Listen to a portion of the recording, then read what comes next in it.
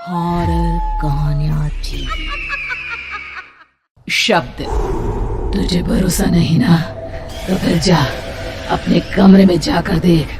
तेरे पलंग के नीचे तुझे तेरी माँ की हड्डियां मिलेंगी।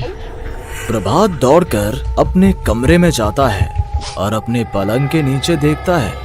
वहां पर सचमुच एक कंकाल पड़ा हुआ था और उसके शरीर पर जो कपड़े थे वो प्रभात की माँ के थे। क्या बात है, आज तो आप सुबह से ही बहुत बिजी हैं। ऐसा क्या लिख रहे हैं? बस एक फैमिली की कहानी लिख रहा था। जैसे हमारी फैमिली है ना, तुम, माँ और मैं, लेकिन थोड़े अलग तरीके से, क्योंकि ये कहानी हॉरर है और इसमें जो आदमी है ना, मैंने उसकी बीवी को मार दिया है। मतलब कहानी में ऐसा लिखा है। और जानती हो, उसके बाद जो बीवी है ना, वो एक बुरी आत्मा बन जाती है। क्या बेटा, इस तरह की डरावनी कहानियां क्यों लिखता है तू? जानता है ना, हम जो सोचते हैं, जो लिखते हैं, हमारा दिमाग पूरा दिन वैसा ही होता रहता है। माँ, परेशान होने वाली क्या बात है? राइटर हूँ मैं, मेरा तो काम है कहानियां लिखना। और वैसे भी ये सिर्फ एक कहानी है माँ, कोई सच नहीं है। उसके बाद कुछ दिन बीत जाते हैं। एक रात प्रभात को अपने ऑफिस से लौटने में देरी हो जाती है। रात के लगभग 12 बजे हुए थे। प्रभात जैसे ही अपने घर पहुंचता है, उसने देखा कि उसकी पत्नी दुर्गा डाइनिंग टेबल पर उसका इंतजार कर रही है। आ गए आप? कब से आपका इंतजार कर रही थी। देखिए ना, खाना भी ठंडा हो गया है। अरे दुर्गा, आज तुमने अपने इतने लंबे लंबे बालों को खोलकर क्यों रखा है? तुम तो हमेशा अपने बाल बांध कर रखती हो। वो क्या है ना प्रभात, जब इंसान अपनी जिंदगी से मुक्त हो जाता है ना, तो उसे दूसरे सारे बंधन खोल देने चाहिए। इसलिए मैंने अपने बालों के बंधन भी खोल दिए। ये तुम किस तरह की बातें कर रही हो? तुम ठीक तो हो? मैं बिल्कुल ठीक हूँ प्रभात। अच्छा चलो खाना खाओ। वो क्या है ना दुर्गा, मुझे भूख नहीं है। ऑफिस में कुछ खा लिया था। कोई बात नहीं, मैं तुम्हारे लिए एप्पल काट देती हूँ, एप्पल खा लो। नहीं दुर्गा, मुझे नहीं खाना है, मेरा मन नहीं है यार। तभी अचानक से दुर्गा अपने हाथ में एक बड़ा सा चाकू लेकर प्रभात पर हमला कर देती है। प्रभात अपने आप को बचाने की कोशिश करता है। आज मैं तुझे नहीं छोड़ूंगी, तुझे अपने साथ लेकर जाऊंगी अपनी दुनिया में। ये क्या बोल रही हो तुम? तुम्हारा दिमाग खराब हो गया है। आखिर तुम हो कौन? दुर्गा अपनी गर्दन टेढ़ी करते हुए बोलती है। मैं दुर्गा हूँ, तुम्हारी पत्नी। ध्यान से देखो मेरी आंखों में। प्रभात बुरी तरह से डर जाता है और घबराहट में वो चाकू अपनी पत्नी के पेट में मार देता है। उसकी पत्नी की वहीं के वहीं मौत हो जाती है और उसकी चीख की आवाज सुनकर उर्मिला दौड़ते हुए बाहर आती है। ये तूने क्या किया प्रभात? तुमने अपनी पत्नी का खून कर दिया। लेकिन तू तो उसे बहुत प्यार करता था बेटा। तूने बहू को क्यों मार डाला? माँ, ये आपकी बहू नहीं थी, इसके अंदर कोई बुरी आत्मा घुसाई थी। मैं नहीं जानता ये सब कैसे हो गया, लेकिन वो मुझ पर हमला कर रही थी, मुझे मारने की कोशिश कर रही थी। माँ, मैंने कुछ नहीं किया। ये तूने क्या कर दिया बेटा? दुर्गा ने मुझे कहा था कि वो तेरी कहानी को उस कैरेक्टर की तरह एक्टिंग करके तुझे डराने की कोशिश करेगी। अरे वो तो तेरे साथ मजाक कर रही थी। हे भगवान, ये क्या हो गया? इसका मतलब दुर्गा। लेकिन माँ, मैंने जो कहानी लिखी थी उसमें भी ऐसा ही हुआ था। उस औरत ने अपने पति के साथ मजाक किया और गलती से उसके पति ने उसके पेट में चाकू मार दिया। मेरी कहानी सच कैसे हो सकती है? माँ, मुझे बहुत डर लग रहा है। अब ये सोच, दुर्गा की लाश का क्या करें हम? अगर गलती से भी ये बात बाहर फैल गई ना, तो तुझे पूरी जिंदगी जेल की सलाखों के पीछे रहना पड़ेगा। एक काम करते हैं माँ, हम घर के पीछे वाले बगीचे में उसकी लाश को दबा देते हैं। अगर कोई पूछेगा तो कह देंगे कि उर्मिला अपने मायके गई और फिर एक दिन हम भी अचानक यहाँ से कहीं दूर चले जाएंगे। कोई नहीं आएगा हमें पूछने, कोई नहीं आएगा माँ, बाद में जो होगा हम देख लेंगे। प्रभात अपनी माँ उर्मिला की मदद से दुर्गा की लाश को अपने घर के बगीचे में गाड़ देता है। कुछ दिन तो ऐसे ही बीत जाते हैं, लेकिन एक दिन अचानक रसोई से आ रही कुछ आवाजें सुनकर प्रभात की नींद खुलती है। प्रभात ने देखा कि वहां पर एक लंबे बालों वाली औरत दूसरी तरफ चेहरा करके खड़ी हुई थी। कौन है? कौन है वहां पर? अरे कौन हो तुम? मैं दुर्गा हूँ प्रभात। क्या हुआ? मुझसे इस तरह के सवाल क्यों कर रहे हो तुम? तुम दुर्गा नहीं हो सकती। दुर्गा तो प्रभात, मैं तुम्हारी पत्नी हूँ, तुम मुझे कैसे भूल सकते हो? 4 दिन के लिए मायके क्या चली गई, तुम तो मुझे भूल ही गए। अब अगली बार ना मैं कहीं नहीं जाऊंगी। पता चला तुमने तो मुझे पहचानने से ही इनकार कर दिया। नहीं, तुम दुर्गा नहीं हो सकती। तुम दुर्गा हो ही नहीं सकती। मैं जानता हूँ ये सब क्या हो रहा है। मैंने अपनी कहानी में लिखा था कि उस आदमी की पत्नी की मौत के बाद एक बुरी आत्मा उसका रूप लेकर उसके घर में आ जाती है। तुम वही हो ना? और अचानक से खूबसूरत दुर्गा का चेहरा काला पड़ जाता है। उसकी आंखें लाल हो जाती हैं और पूरे शरीर पर बाल, लंबे नुकीले नाखून, उसके दोनों पैर उल्टे हो जाते हैं और बेहद डरावनी आवाज में वो चिल्लाकर कहती है, बुरी आत्मा, मेरा खून करके मुझे अपने ही घर में गाड़ कर तू मुझे बुरी आत्मा कह रहा है? मैं तुझे छोड़ूंगी नहीं।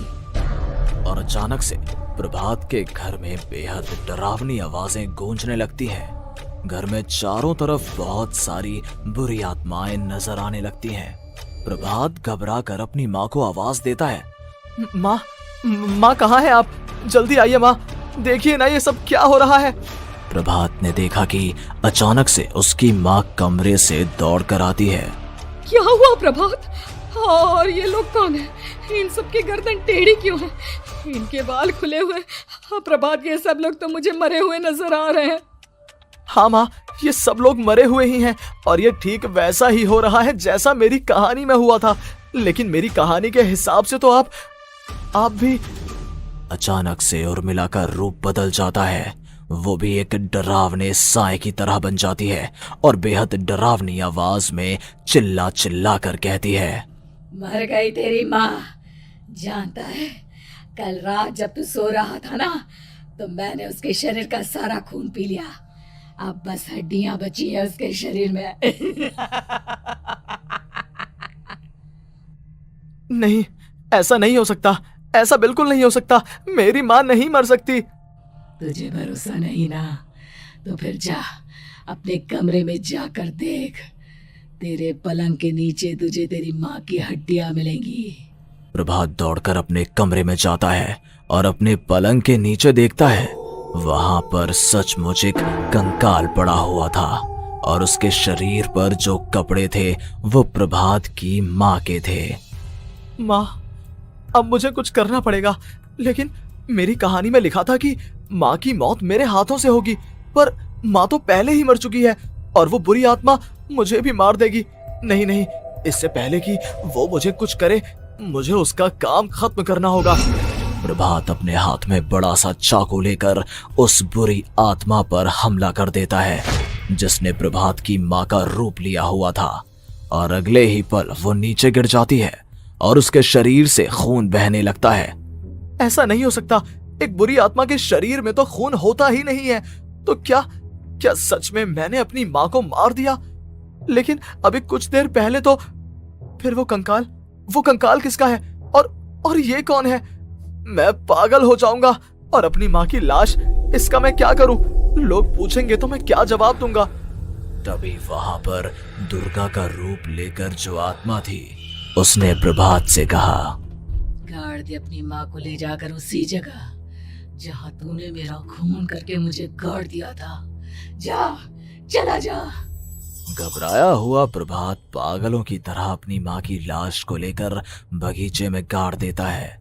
प्रभात की हालत पागलों जैसी हो जाती है। वो अपने आप को अपने घर में बंद कर लेता है। कहानी के हिसाब से तो आगे ये हुआ था कि कहानी लिखने वाले ने उन बुरी आत्माओं से डरकर आत्महत्या कर ली थी। तो क्या मैं भी मर जाऊंगा? क्या मैं भी आत्महत्या कर लूंगा? एक काम करता हूँ, मैं अपनी कहानी का अंत बदल देता हूँ। हाँ, ये मैंने पहले क्यों नहीं सोचा।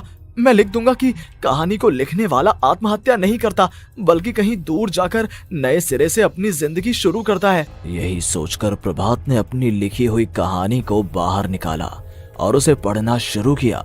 ये देखकर वो हैरान रह गया कि कहानी का क्लाइमैक्स तो किसी ने पहले ही बदल दिया था। ये क्या? इसमें तो लिखा हुआ है कि आखिर में उस लेखक की पत्नी और माँ दोनों बगीचे में जिंदा दफन थे। बुरी आत्माओं ने उनको कैद करके रखा था और वो लेखक अपनी माँ और पत्नी दोनों को जिंदा बाहर निकाल लेता है। लेकिन ये सब लिख किसने दिया? प्रभात दौड़कर बगीचे में जाता है और वहां पर खुदाई करना शुरू कर देता है। प्रभात देखता है कि वहां पर लकड़ी के 2 बड़े संदूक हैं और उनके अंदर से आवाजें आ रही हैं। प्रभात, प्रभात बचा लो मुझे, अगर थोड़ी देर और हो गई तो वो मुझे छोड़ेगी नहीं। बेटा देखो, मैं इस बक्से के अंदर बंद हूँ, प्लीज मुझे बाहर निकालो, वो बुरी आत्मा किसी भी वक्त मुझे मार डालेगी। प्रभात वो दोनों बक्से बाहर निकालता है और अपनी पत्नी और माँ दोनों को आजाद करवा लेता है। लेकिन तभी वहां पर अचानक से एक बेहद डरावनी और खौफनाक दिखने वाली औरत आ जाती है। तुझे क्या लगा था इतनी आसानी से अपनी पत्नी और माँ को बचा लेगा? बस 5 मिनट और उसके बाद अमावस का चांद आसमान में आने ही वाला है। लेकिन तूने इन दोनों को बाहर निकाल लिया, अब तुझे मरना होगा। नहीं, मैं जानता हूँ मैं नहीं मरूंगा, और अब आगे क्या करना है ये भी मुझे पता है। प्रभात, ये बहुत खतरनाक है, हमें मार डालेगी। प्रभात, चलो यहाँ से। नहीं दुर्गा, अब मुझे अच्छी तरह से पता चल चुका है कि इस बुरी आत्मा से हम कैसे पीछा छुड़वा सकते हैं। और इतना कहकर प्रभात अपने हाथ में पकड़ी हुई सिंदूर की थैली उस बुरी आत्मा के ऊपर उछाल देता है। कुछ ही देर में वो जमीन पर गिरकर राख में बदल जाती है। ये सब क्या हो रहा था बेटा? ये सब तुम्हारी लिखी हुई इस कहानी की वजह से हुआ है ना? नहीं माँ, पहले मुझे भी ऐसा ही लगा, लेकिन बाद में पता चला कि बरसों पहले हमारे इस बगीचे की जमीन के अंदर किसी को जिंदा गाड़ दिया गया था और बस उसी औरत की आत्मा हमें परेशान कर रही थी। उसी ने मेरे शब्दों में जान डालकर उस कहानी को जिंदा कर दिया था। मुझे माफ कर दो प्रभात, मैंने आपकी कहानी के साथ छेड़छाड़ की थी और उसे बदल दिया था। माफी मांगने की जरूरत नहीं है दुर्गा, तुम्हारे उस बदलाव की वजह से ही आज हम सब जिंदा हैं, क्योंकि आखिर में कहानी में वो हुआ जो तुमने लिखा था।